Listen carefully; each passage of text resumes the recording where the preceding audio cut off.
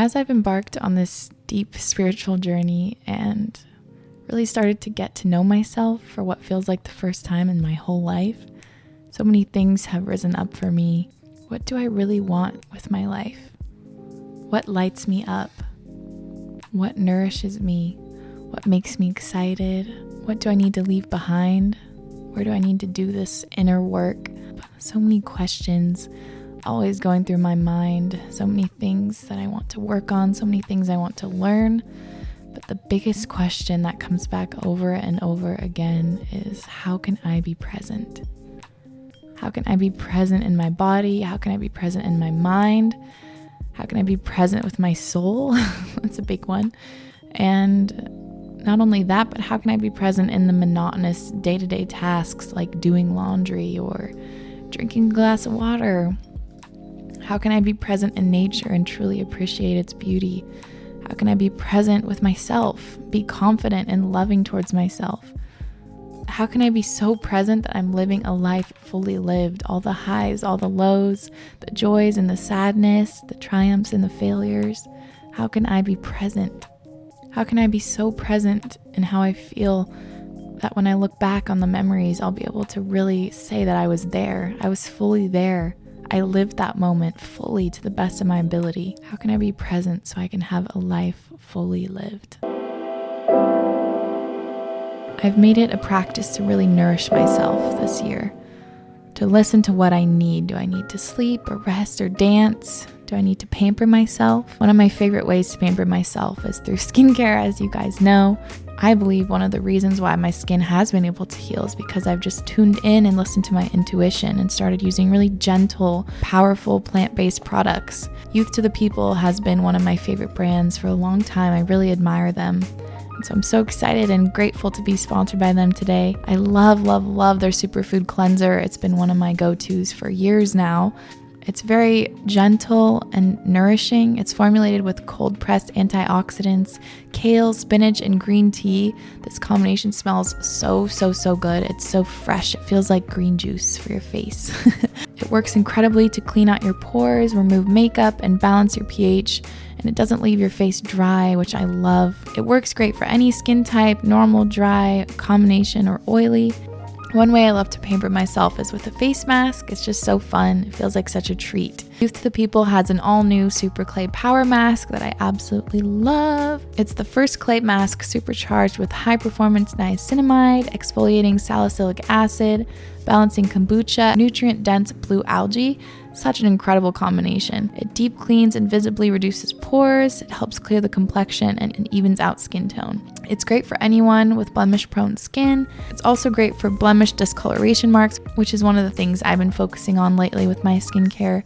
And you can also apply it as a spot treatment, which I love. It's really gentle but powerful. So if I have a pimple coming up, I'll just kind of put that on there, leave it on for 10 minutes, and then wash it off after. I've been focusing on really healing a lot of my scars and hyperpigmentation. And one of the products I love for that is the 15% vitamin C clean caffeine energy serum from Youth to the People. It's clinical grade vitamin C that's boosted with clean plant-derived caffeine. I find it to be very brightening and gentle but effective. It doesn't make my skin irritated, and it's really helped to make it look glowy and super fresh. And I finish it out with this lovely Adaptogen Deep Moisture Cream. It's the favorite cream that Sage has ever tried from a PR package, so that's pretty awesome. It feels super lightweight, but it's still deeply hydrating. It's also fragrance-free, which I prefer for my moisturizers. Thank you, Youth to the People, for sponsoring this video and for being such an awesome brand. Many things have inspired me on this journey of self-exploration. Many things have become a tool to help me connect with myself. Crystals are one of them. I think they're so beautiful and they have such incredible properties. I'm absolutely fascinated with them. And I have lots that help me with my meditations to connect more deeply. The biggest thing that has helped me is journaling. And I know I say it all the time, but it's really just that good. It helps me bring all those swirling thoughts going around in my head all day down onto paper. And there's something about it when you read what you just wrote, it makes it real and you can own it. And you can own your sadness and your fears and your insecurities. You can own all of that because you're writing it out and you're conscious of it. You're really conscious of how you feel. And that, to me, is being truly present. Sometimes I just write my to-do list. Sometimes I write that I'm just really tired that day. Sometimes I write poetry. Sometimes I write love letters to myself. Sometimes I write love letters to Sage or my friends. Sometimes I talk about how insecure I am or how I wish I was so much further. Sometimes I'm really happy with where I'm at. It's just wonderful to be able to feel my feelings fully for the first time in my life and get them out on paper so they don't just build and build and build. These feelings manifest in some way, sometimes in the body. Meditation has absolutely changed my life. I've gotten to know my soul. I've gotten to know the darkest parts of me, the lightest parts of me. I've gotten to know my purpose on this earth through meditation. I feel empowered throughout my day because I meditate and connect with myself. The fastest way for me to connect to myself is through breath. Breathing in and out, and breathing in and out again and again until I feel like I'm back in my body and not still swirling around in my head. Really feeling my heart beating beneath my chest, feeling my stomach rising and falling as I breathe. It's so powerful. Whenever I'm feeling overwhelmed or tired or stressed or anxious, I just breathe. I take a moment to just breathe. It has absolutely transformed the way that I feel about my body. It's absolutely transformed my energy levels, my confidence, the presence in my body just by breathing. It's so powerful. I can't stress that enough. I've gotten to know myself just by looking in the mirror and breathing. I've been able to really tune in and listen to my body. Am I having a good day? Where is this anxiety coming from? Where does this anxiety stem from? What am I scared of? Do I feel vulnerable? Do I need to just rest? Do I need to take a nap or exercise or eat or dance?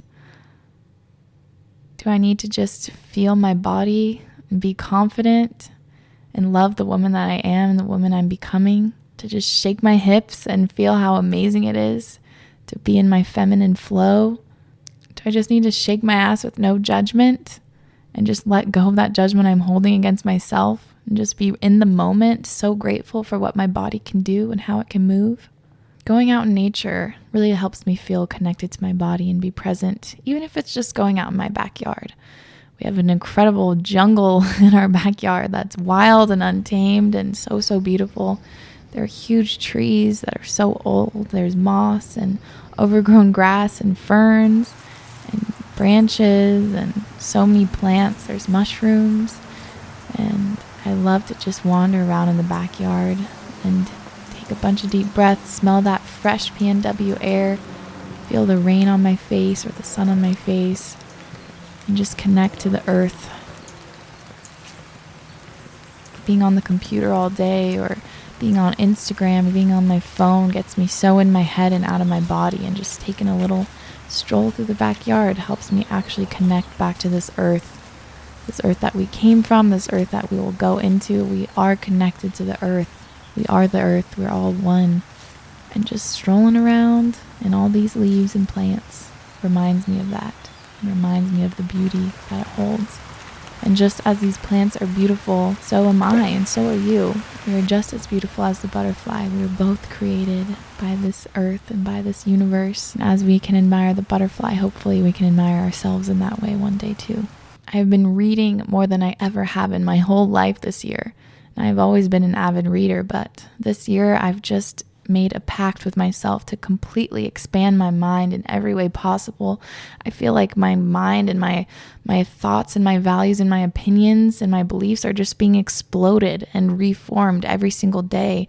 I'm reading incredible books about philosophy by Carl Jung and about nonviolent communication so I can better hold spaces for others and hopefully be able to coach them one day. I'm reading about spirit guides and connecting with my soul. I'm reading about how to stand up for myself and my sovereignty. I'm reading about how to have conversations where everyone feels heard. I'm on the quest to expand my mind. Nothing is permanent. None of my beliefs and my opinions are permanent. I know that they will forever be changing, and reading is one of the most incredible ways that I can expand and grow and shatter all my beliefs and start over again every single day. Nothing in this world is permanent, especially my beliefs. I am changing constantly, and I will be a completely different person in a month than I am today, thanks to these books and these incredible people that I'm able to learn from. I never realized that learning could be so fun, and I'm just doing it for fun. I have no teachers, no one's telling me to do it. I'm just doing it because it feels so fucking good. If I find myself having negative thoughts or judging others or judging myself, negatively comparing myself, I try to get to the root of that and then write out some positive affirmations that kind of counteract this negative self-talk. If I'm feeling insecure, not feeling great in my body, I write out, I'm beautiful, I'm confident. If I'm feeling really down, I write, I am light, I am loved, I'm safe. If I'm doubting my abilities, I write, I am motivated, I am worthy. It's a very powerful way to retrain our brain to move from these negative thoughts and negative self-talk into thoughts that actually encourage and empower us to live in our truth and go after our dreams that are absolutely possible. We just have to believe in ourselves first. Hi, beautiful people. Welcome back to my channel. Rohini here. Today's video is something that I've been pondering about for a while, and I've just gotten a lot of questions. The big thing, the big news that is pretty obvious, I guess, if you are watching my content, is that I've been on a big spiritual journey and have been going super deep with self-exploration and mindfulness and being present and being grounded in my body and exploring my emotions and my energy and how my energy affects others and all these amazing things, like discovering my soul and my purpose and getting really deep with meditation and breath work and all these amazing things, all these tools and all this exploration. And a lot of you have been asking, like, how do you do it? What are some tips? Like, how can I be more mindful or present, or how do I even start? And I think the number one thing is that the number one step is to just start being present. And I guess another way to say present is mindful, because you're aware of what is going on in your mind and you're conscious of what you're doing. So the number one thing is to try and be present and be where your feet are. That is one of my favorite little quotes that I heard, is to be where your feet are. Wherever you're planted, really root there and be there. This video is filled with a bunch of my favorite ways to become more present, come back into my body, be more aware of my emotions, and just be me and figure out what that even feels like. So I guess to me, being present means being conscious of what your body needs, like where your body is at. Like, is your body achy? Is your body hungry? Is your body sore? Is your body bloated or energetic or tired? Or how does it physically feel? What does it need? Does it need to sleep? Does it need to relax? Does it need to exercise? Does it need nourishing foods? Like, what does it really need? So being in tune with your body, which is which can be really hard when you're so in your mind and you're going and just doing so many things. To really like ground back and connect back with your body is not an easy task. So my absolute favorite way to connect back to my body is breathing, which I showed you a lot of that in this video. It's just the best way, because when you're focusing on breathing, all you can really do is focus on breathing. That's all you can, that's all you're aware of. And if you put your hands on your heart and your stomach, you can really feel your heart beating and feel your stomach rising when you breathe in and out, and it's very powerful. So breathing is absolutely the best way, for me at least, to connect back with my body. And the other main, I guess there's like three main components of being present for me. So being conscious and connected with my body and what my body needs, being conscious and present in my mind. So really being aware of my thoughts, because it is very easy to just let your mind wander and let this chatter just keep going.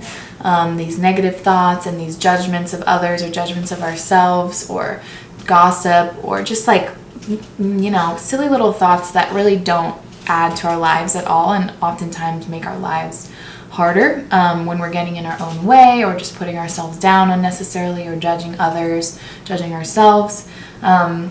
So being really conscious of what is going on in our mind, which means paying attention to our thoughts.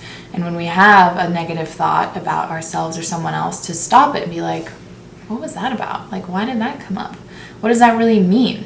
And one of my favorite tactics is to say, is that true? Is it really true? Like, say, you're having a judgment of someone else, like, oh, I bet she didn't even work for that car or something silly like that. Or I bet she's so spoiled. Look at her, all of her designer stuff on Instagram. I don't know, something silly. Just be like, is that really true? Like, do I actually know that she's spoiled? Do I actually know that she doesn't work for that? Or is that just a judgment that I'm putting on her because of my own insecurities?